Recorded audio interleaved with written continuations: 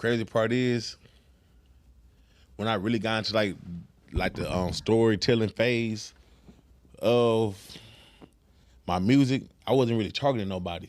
It was more like a diary. It was more like, you know what I'm saying, getting it off. Cause like everybody know me around, but nobody knew I was that intellectual till they dug into my music, heard my storytelling, see how I could paint a picture. Like, you know what I'm saying, just by listening, I could paint a picture of this whole room of just what I'm describing in my music. So it really like made them dig deeper into like what I had going on and shit like that. But I wasn't really trying to look for no audience. I was just telling my story, telling my side, you know? And when do you know when to turn pain into music? Because, like as I said before, you're very transparent with your life and things that go down. You even talk about your legal issues. You talk about your personal issues. When do you know when to turn pain into music versus keeping it private?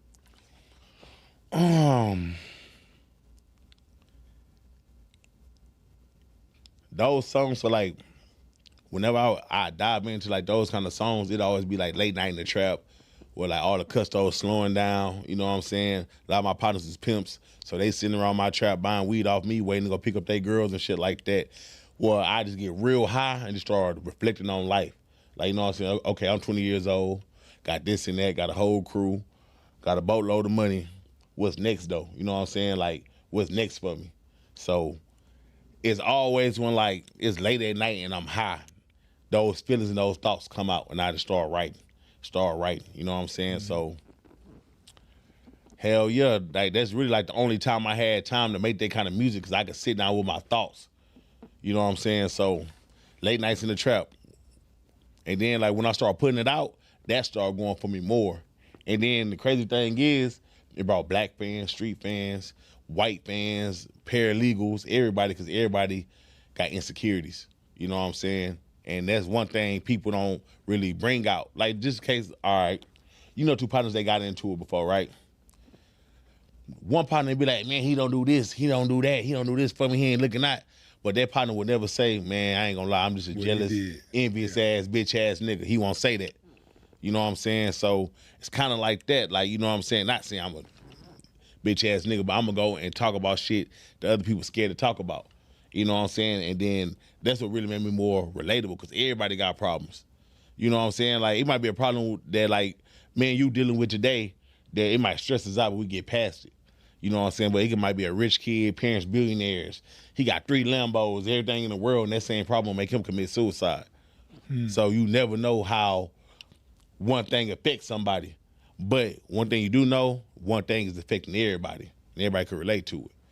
Did you have that one friend that you thought y'all was thick as thieves, y'all spent the night at each other's house, y'all ate each other's food, ate each other's mama's food. Right. Y'all sometimes went to the mall and had the same clothes, got the same sneakers or whatever. And you thinking this guy's gonna be there with you the whole distance, and when you made it, he changed quicker than you did? Hell yeah. And I had a couple, man. How did that relationship end? Or did you patch it up, or did you keep it moving? I mean, like when I first made it, I felt like they were like my little cousin Lindo. We got the same granny, his mama and my mama's sisters. It was like never like no envious, jealous type shit, or where like, oh, he made it, or like he looked at it like I made it and he ain't make it. It's just that he wanted to make it his own way. So he'd just go against the grain. And I tell him, man, come to the studio, we got this going on. Whoa, I got South by Southwest. I'm going to the Rock Nation brunch. I got this going, like, you know what I'm saying? I'm performing at Astro World Travis Scott. But he just go his own way. So I don't know what it was, like he was fighting or like, you know what I'm saying? But he just go his own way. And that's who helped build this with me. You know what I'm saying? I had a homie, little Ant.